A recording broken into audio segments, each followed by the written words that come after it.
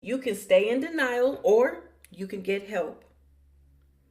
Only you and the Lord know what you need to do to recover yourself. You are probably as addicted to the addict as he is to his substance or experience. You need help yourself. Only then, when you are clear headed and in touch with the realities of addiction and recovery, can you make a rational decision. One of the reasons New Life Clinic 1-800-NEW-LIFE was founded was to help people in just this situation. No one can go it alone. We all need help sometimes. Reach out for help. Let others counsel, comfort, and correct you if need be. Help is available if you want it. What could the addict do to change? In order to make lasting change, the addict needs to take several steps. Number one, come out of denial, face reality, and get help to stop addictive acting out. If he would use the energy it takes to cover up the addiction, to try to uncover what he needs to do to get well, his life would completely change. He is fighting the addiction alone, and he needs to know that you will help him fight for recovery and healing. The payoff for successful covering up the addiction is more pain. I'm going to repeat that. The payoff for successful covering up the addiction is more pain. The payoff for accepting the truth and surrendering to the need for help is a new life full of meaning and purpose. I'm going to repeat that. The payoff for accepting the truth and surrendering the need for help is a new life of meaning and purpose. Number two, recognize his powerlessness over the addiction. If he could have fixed this on his own, he would have done so by now. If he could have kept it from getting worse, he would have done that also. If he could have grown in character rather than watched it disintegrate, he would have. He may own millions, lead thousands, and move mountains, but addiction is the one thing he will never conquer on his own. Number three, turn his life over to God through Jesus Christ. Let God renew him, cleanse him, heal him, and deliver him. There really is a God, and the greatest gift that addiction gives many addicts and their spouses is that it forces them to face the reality that there is a powerful God who cares for them deeply and loves them unconditionally. I'm going to repeat that.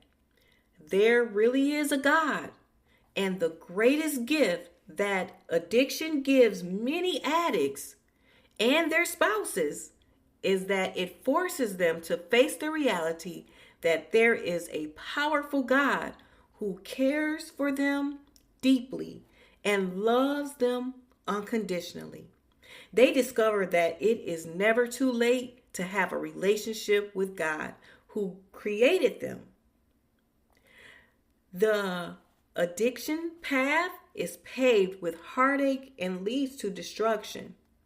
The recovery path is paved with hope and leads to God. Number four, begin an intensive moral introspection of his strengths and weakness, sharing what he learns with a pastor or an elder. Be accountable to learn new behavior patterns to replace the addictive ones, to learn who he is morally, to discover the defects in his character. He needs to be accountable to someone other than you. He needs to find other men who will mirror the truth to him and help him learn the ways of an authentic man. He needs help in resisting temptation and finding support when discouraged. Number 5, change his circle of friends. Some call it changing playmates and playgrounds. In the case of the sex addict, we are not referring to that kind of playmate. The message here is to turn away from those who have led him down the addiction path. And to stay off the path, he needs to protect himself from people and places that could lead him to relapse. If he keeps his old associates, they will be a great threat to his relapse. If he keeps his old associates, they will be a great threat to his addictive behavior. They will sabotage his recovery. He must say no to them, even though he may not feel he can ever be happy without his old circle of friends. Snapshot summary of the addict. Clues to help you spot him. Number 1, physical, mental, emotional, or spiritual aspects of life affected by the addiction began to disintegrate. Number 2, denies he has a problem despite increasing preoccupation with it. Number 3, addictive behavior escalates and progresses with increasingly destructive consequences. Number 4, acts distant, moody, and even abusive, especially when not participating in addiction. Number 5, you sense increasing dishonesty and that he lives a double life, unable or unwilling to account for his time away from you.